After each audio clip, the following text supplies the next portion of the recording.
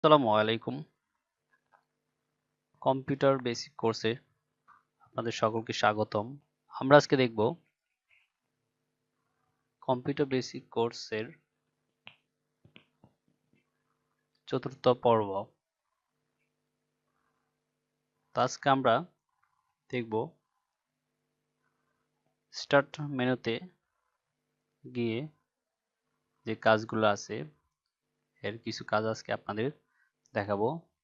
তাহলে চলুন আমরা প্রথমেই স্টার্ট মেনুতে ক্লিক করে বা স্টার্ট বাটনে আমরা ক্লিক করি।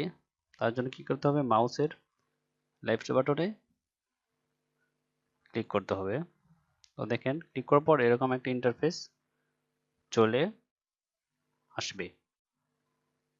তো প্রথমেই বলি, যেহেতু আপনারা জানেন তারপর আবার বলছি, এখানে যে অপশনটা দেখতে পাচ্ছেন শাটডাউন, ঠিক আছে, এখানে ক্লিক করলে কম্পিউটার শাটডাউন হয়ে যাবে, মানে বন্ধ হয়ে যাবে। এবং এখানে যে এটা দেখতে পাচ্ছেন, বাটনটা দেখতে পাচ্ছেন, এখানে ক্লিক করলে কি আসে দেখেন, switch user, log of, lock, restart, তারপর আরো বিভিন্ন যে অপশনগুলো আছে এগুলো আপনারা দেখে নিতে পারবেন। তো আমি মনে করি নিচের যে স্লিপ এবং হাইবার নেট এই দুইটা দরকার নেই, আপনারা এটা দেখতে পারেন। তার মধ্যে বেশি আপনাদের ওইটাও দেখার দরকার নেই।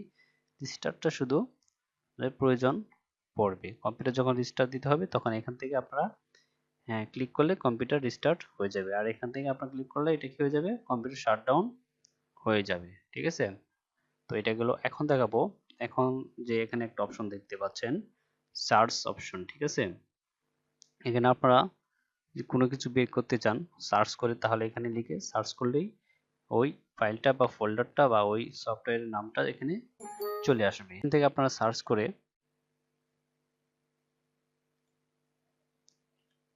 তো স্টার্ট মেনু এখানে ক্লিক করে যে আপনারা এখানে সার্চ মেনুটা দেখতে পারবেন। এখান থেকে কি করতে পারবেন, সার্চ করে এখানে যে কোনো অ্যাপস, ফোল্ডার বা ফাইল তো বলেছি, এটা এখান থেকে আপনারা সার্চ করে আনতে পারবেন।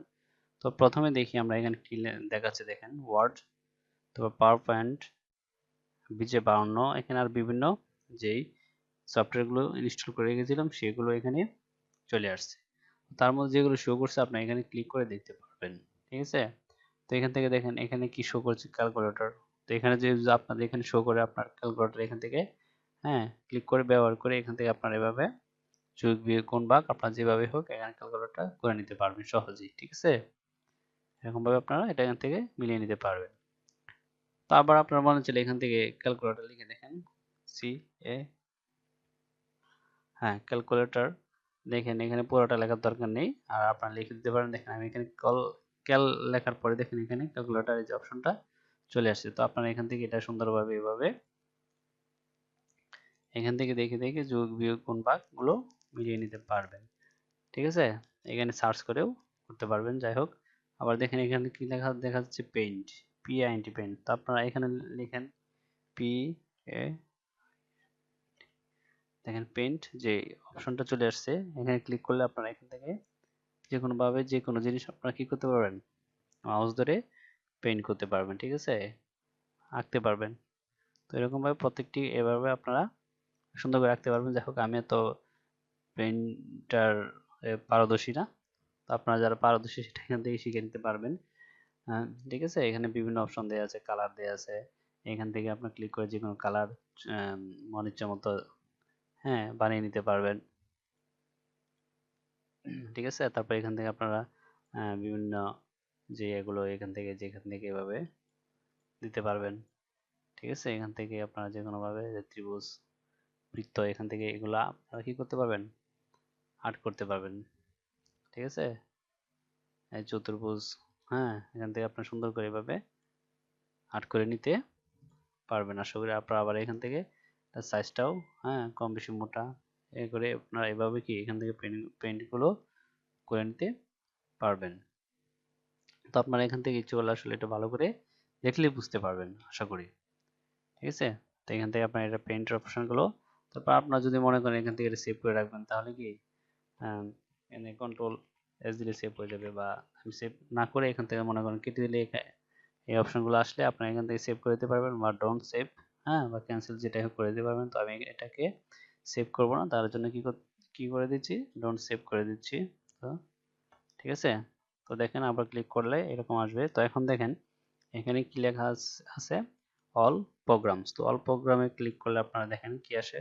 আমি ক্লিক করি, আবার দেখাই, দেখেন অল অল প্রোগ্রাম।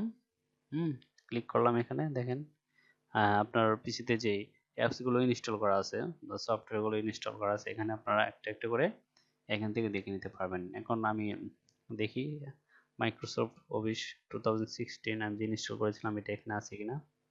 হ্যাঁ, দেখি, হ্যাঁ এখানে দেখেন এই যে আছে মাইক্রোসফট অফিস 2016 টুলস। হ্যাঁ, এখানে ক্লিক করলে এর মাইক্রোসফটের যে ওয়ার্ডের যে এগুলো আছে, পাওয়ার পয়েন্ট, এক্সেল, হ্যাঁ ওয়ার্ড, এগুলো এখানে চলে আসবে। ঠিক আছে, এগুলো আপনারা এখান থেকে এগুলা কি দেখে নিতে পারবেন, ওয়ার্ড বা এক্সেল যেটাই হোক, এখান থেকে আপনারা একটা একটা করে অল্প প্রোগ্রামে ক্লিক করলেই বুঝতে পারবেন কি কি সফটওয়্যার ইনস্টল করা আছে। ঠিক আছে, তো এটা গেল, আপনারা এখান থেকে আরো অনেক কিছু দেখে নিতে পারবেন।